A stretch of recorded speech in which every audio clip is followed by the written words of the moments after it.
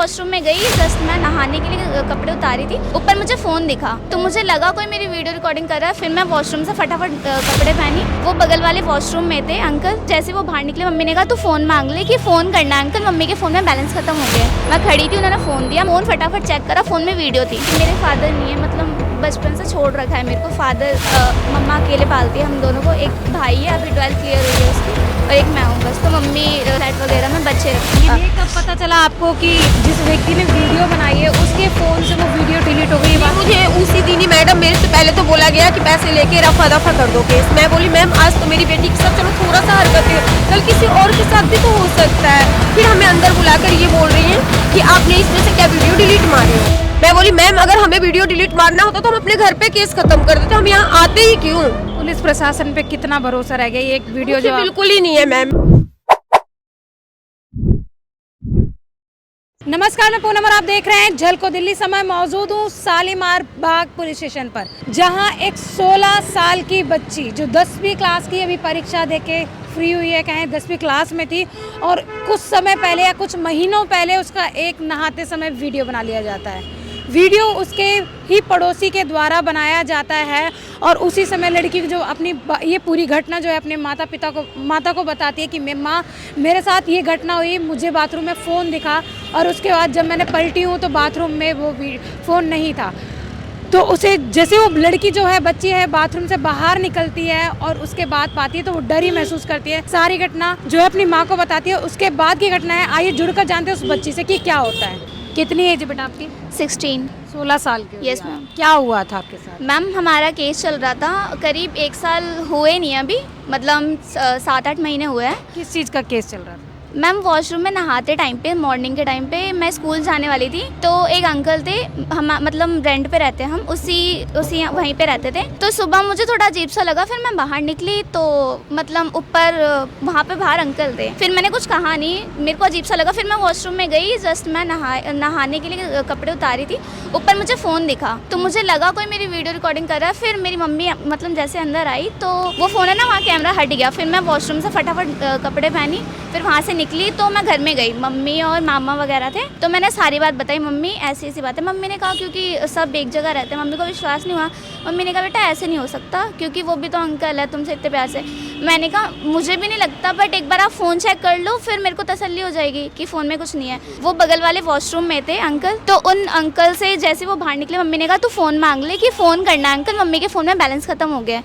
फिर मैं गई तो मैंने अंकल को कहा अंकल एक बार अपना फ़ोन दिखा दो, फ़ोन कॉल करना है। फिर वो घबरा रहे थे कि उन्होंने कुछ करा हो, तो एकदम से वो फ़ोन ले आए क्योंकि मैं खड़ी थी। मैंने कहा अंकल अभी मुझे फ़ोन चाहिए। मैं खड़ी थी, उन्होंने फ़ोन दिया, मेरे मामा थे, फ़ोन फटाफट चेक करा, फ़ोन में वीडियो थी। मैंने 1-2 थप्पड़ मारा, गुस्से में तो मारूंगी क्योंकि बस 1-2 थप्पड़ मारा। फिर मम्मी ने पुलिस स्टेशन में कॉल किया, फिर वहाँ पर मॉर्निंग के टाइम पर पुलिस आई, अरेस्ट करी, और जिस फ़ोन में रिकॉर्डिंग थी SI निशा मैम को उस फ़ोन को हमने दे दिया। हमने कहा भी कि मैम हम अपने फ़ोन में ले लेते हैं। मैम ने कहा नहीं, पुलिस स्टेशन में वीडियो वगैरह सेव रहेगी तुम्हारी, डिलीट नहीं हो सकती। फिर मेरे से पूछताछ करी गई मम्मी को बाहर निकाल के, फिर मम्मी और मुझे थोड़ी देर के लिए बाहर कर दिया। फिर पता नहीं उसको बुलाया होगा जो अपराधी था, उससे बात कर रहे थे। फिर उसके बाद जस्ट 5 मिनट बाद बाहर से बुलाया हमें और फ़ोन चलाया। मैम ने कहा इसी फ़ोन में रिकॉर्डिंग थी। मैंने कहा हाँ यस मैम। जब वो अंदर कांस्टेबल वो पुलिस जो अपराधी था वो अंदर गया, उतने में वो फ़ोन चल ही नहीं रहा। जैसे ही वो अंदर था हमें बाहर कर दिया गया, वो फ़ोन नहीं चल रहा। मैम ने कहा हैंग हो रहा है। मैम ने कहा हमें पासवर्ड पता है। हमने कहा मैम हमें कैसे पता होगा, उनका फ़ोन है। तो मैम ने कहा ठीक है चलो कोई बात नहीं, फ़ोन में है ना रिकॉर्डिंग, क्योंकि सारे स्टेशन में सबको दिखाई थी वो रिकॉर्डिंग। जब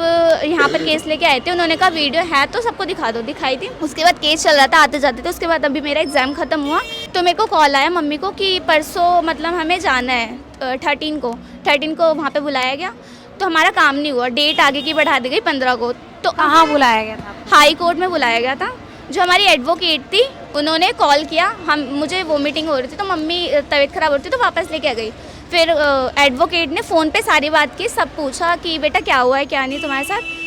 फिर मम्मा ने कहा कि मेरे फादर नहीं है, मतलब बचपन से छोड़ रखा है मेरे को। फादर मम्मा अकेले पालती है हम दोनों को, एक भाई है अभी 12th क्लियर हुई है उसकी, और एक मैं हूँ बस। तो मम्मी जॉब करती हैं, फ्लैट वगैरह में बच्चे रखती हैं। तो मम्मी ने कहा कि मैं ना बार बार नहीं आ सकती क्योंकि घर में कोई खर्चा नहीं चलाने वाला है और हमें पता भी नहीं है कहीं खो वो गए कुछ हो।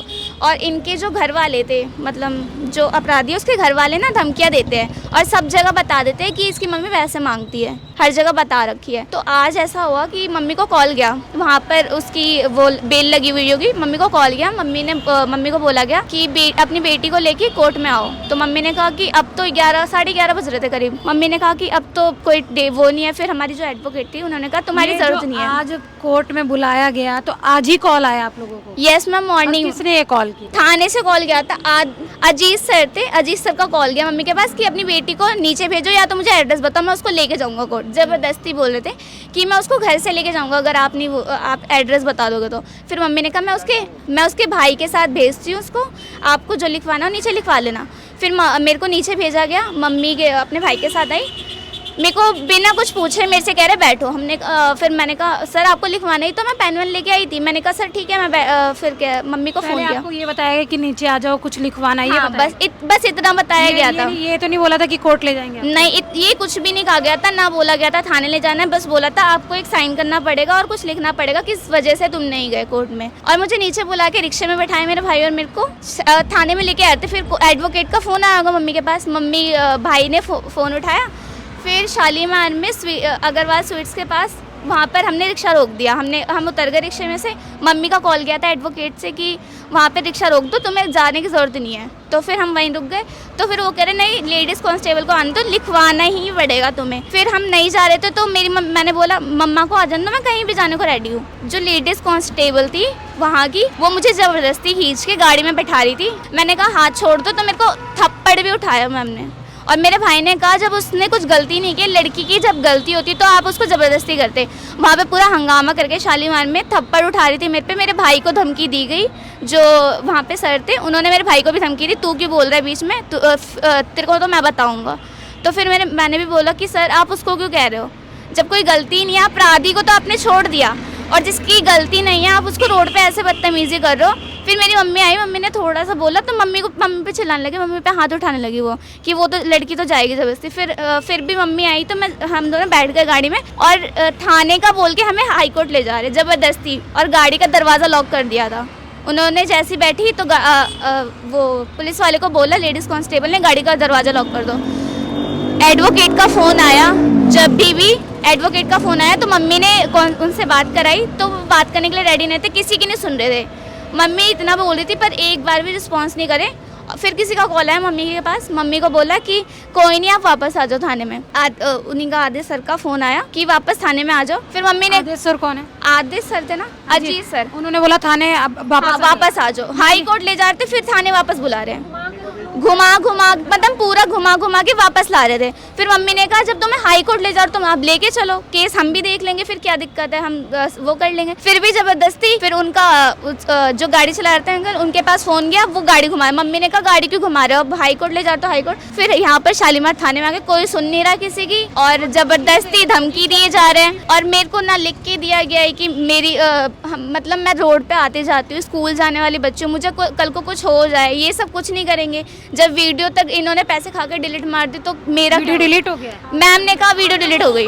हमारे पास फ़ोन भी नहीं दिया गया और यहाँ पर सुरक्षित हमने फ़ोन जमा कर दिया था। जब सर ने बोला आप मत लो, यहाँ पर सेव रहेगा तुम्हारी वीडियो। और मैंने मतलब अपनी वकील से बोल दिया। तो जो निशा मैम थी मेरे को कह रही है आप तो मेरी नौकरी छुड़वाओगे, आपने ऐसे कैसे बोल दिया। मेरे को बोला था पर्सनल मैम ने बुला के कि आप तो ऐसे बोल रहे हो, बताओ मैं तो तुम्हारी बेटी की तरह हूँ। अब बेटी की तरह हूँ और ज़बरदस्ती भी कर रहा है, वीडियो भी डिलीट मार दी पैसे खा के।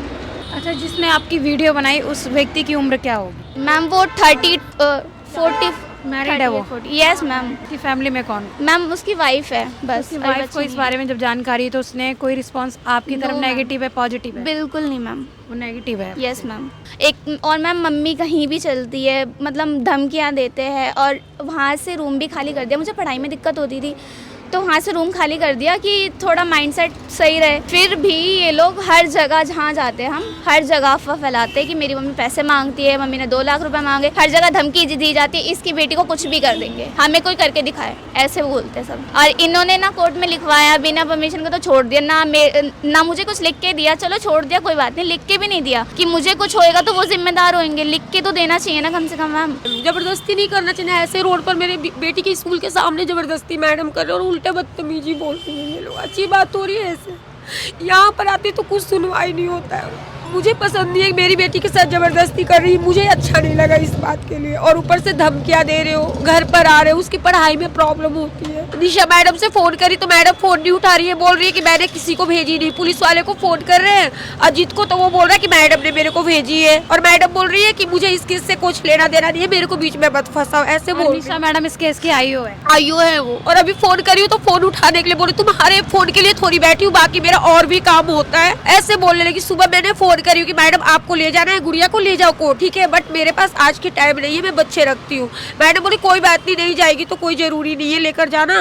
ऐसा निशा मैडम ने सुबह हाँ सुबह बोली है मैडम मेरे से, कल भी बोली है, परसों भी मेरे से रात में फोन करके बोली है कि कोई बात। निशा मैडम ये कहती है कि कोई जरूरत नहीं कोर्ट जाने की, या इस साइन से भी काम हो जाएगा, उसके बाद भी ये कह रही है कि मुझे इस केस से मतलब अभी बोल रही है कि मुझे इस केस से कोई मतलब नहीं है। फिर मैंने काम पर से भाग कर आई हूँ, अभी किसी और के पास, मैं छोटा सा 2 साल के बच्चा है, मैं किसी और के पास छोड़ कर आई हूँ। तो अभी क्या केस, ये अंदर क्या कह रहे हैं आपको? अभी मैंने सच्चो सर से बात करने के लिए आई तो सच्चो सर मेरे सामने निकल गए, तो दूसरी मैडम बोल रहे कोई बात नहीं, वो नहीं है, उसको कुछ नॉलेज नहीं है अभी। मैं बोली मैडम बच्चों के स्कूल के सामने ऐसे बेइज्जती नहीं करना चाहिए ना उसको, तो कोई बात नहीं, वो बच्ची है, वो मतलब मैडम नहीं है, यूँ बोल रही है वो। फिर मैडम से मैंने बोली कि आपने फोन किस लिए किए हो, आप बोल रहे हो कि मैंने नहीं भेजा, पुलिस वाले बोल रहे कि आपने भेजे हो घर पर। बोले मुझे मत फंसाओ उसमें, ऐसे करके उनने मेरा फोन काट दिया बिल्कुल। बोले मुझे नहीं पता। ये कब पता चला आपको कि जिस व्यक्ति ने वीडियो बनाई है उसके फोन से वो वीडियो डिलीट हो गई? ये मुझे उसी दिन ही मैडम मेरे से पहले तो बोला गया कि पैसे लेके रफा दफा कर दो केस। मैं बोली मैम आज तो मेरी बेटी के साथ चलो थोड़ा सा हरकत है, कल किसी और के साथ भी तो हो सकता है, तो मुझे इस पर कार्रवाई करनी है, कुछ दिन के लिए उसको जेल में रहना है। फिर हम लोगों को तो बाहर निकाल दिया मैडम ने, काफ़ी इंतजार करने के बाद में ये लोग आए थे। फिर हम लोग अंदर बैठे हुए थे तो क्या बोले तुम लोग थोड़ी देर के लिए बाहर जाओ। फिर हम लोग बाहर आ गए तो मैं जैसे अंदर बारंबार जा रही थी, देखी तो वो लड़का अपराधी अंदर था। फिर उसके बाद मेरे को डांट के भगा दी मैडम, बोल रही है कि तुम्हें मुझ पर शक हो रहा है। मैंने बोली ऐसी कोई बात नहीं, शक वाली बात नहीं है। फिर हमें अंदर बुलाकर ये बोल रही हैं कि आपने इसमें से क्या वीडियो डिलीट मारे हो। मैं बोली मैम अगर हमें वीडियो डिलीट मारना होता तो हम अपने घर पे केस खत्म कर देते, हम यहाँ आते ही क्यों। फिर बोले कोई बात नहीं, वो तो हम निकलवा लेंगे आगे से चलकर। उसके बाद मैडम ने बोली कि देखो मेरे ऊपर इल्जाम लगा रहे हो, मेरी नौकरी खा रहे हो तुम लोग, हर जगह केस होगा ना वहाँ मैं ही तुम्हारे सामने आऊंगी हर बात। अभी मेरे से मैडम ने करीब 11 बजे के करीब मेरे से बोली कि वकील के नंबर दो, नंबर है ना आपके पास वहाँ वाली वकील के। मैं बोली हाँ। मैंने मैडम वकील को नंबर दी, उसके बाद सारा केस पलट चुका है, अब कुछ भी नहीं, वो छूट चुका है, बेल पर छूटा हुआ है। गुड़िया की कोई बयान नहीं हुआ है, ना मेरी बयान हुआ है, कुछ सुनने के लिए ये लोग तैयार नहीं हो रहे यहाँ पर बिल्कुल ही। अब आप क्या चाहते हैं? मैं चाहती हूँ मैम कि वो केस तो चलेगा, बट ऐसे किसी के घर पर जाकर पीठ पीछे बच्चों को, तो बच्चों के साथ जबरदस्ती मत करो ना।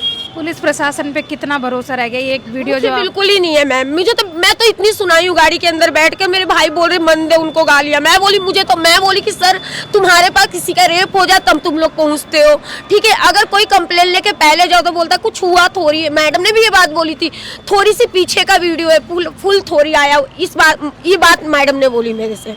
मतलब क्या कि वो पूरी ओपन वीडियो बना लेता जब तुम केस लेते ना, फिर या उसके साथ कुछ रेप कर देता जब होता ये, फिर ऐसे बोलती हैं ये। अंदर अभी यहाँ पर गए, उनको लगा पुलिस वालों को मेरे मामा फोन ऐसे कर रखे थे, उन्हें लगा वीडियो बना रहे हैं, तो मेरे मामा से फोन मांगे, उन्होंने कहा फोन दो। तो मेरी मम्मी कहने लगी वो क्यों फोन देगा उनको, उन्होंने कहा, मेरी मम्मी ने कहा फोन क्यों मिलेगा, उसको क्या दिक्कत है, आप अगर आपको फोन चेकिंग करनी मेरा कर लो। तो मेरे मामा ने कहा चलो कोई नहीं आप फोन चेक कर लो, आपको लग रहा होगा वीडियो। मामा ने लॉक, उन्होंने कहा लॉक खोलो, मेरे मामा ने लॉक खोल के दिया, चिल्लाने लगा। मम्मी कह रही आप उनका फोन क्यों चेक कर रहे हो, वो वीडियो थोड़ी बना रहा, कुछ कर। ऐसे पुलिस वाला इतनी बदतमीजी बोल के गया, यहाँ पर चिल्ला आते हुए कह रहा है तेरे को मैं बताता हूँ। लेडीज से ऐसे पुलिस वाले क्या बोल सकते हैं? मम्मी से बोले, मम्मी यहीं खड़ी थी, मम्मी ने कहा ठीक है मैं भी यहीं खड़ी हूँ, आप बता दो क्या करोगे। फिर इतना चिल्ला, 2-3 बार चिल्लाए, उसके बाद यहाँ से वापस चले गए। मम्मी कुछ किसी को कुछ नहीं बोला, बस चिल्लाते चिल्लाते वापस चले गए। इस वीडियो के बारे में आपकी क्या राय है? क्या बच्ची के साथ होना चाहिए? पुलिस प्रशासन ने जो किया वो कितना उचित था? जैसे कि बच्ची ने बताया कि किस तरीके से पुलिस प्रशासन का पूरे मामले में रवैया रहा,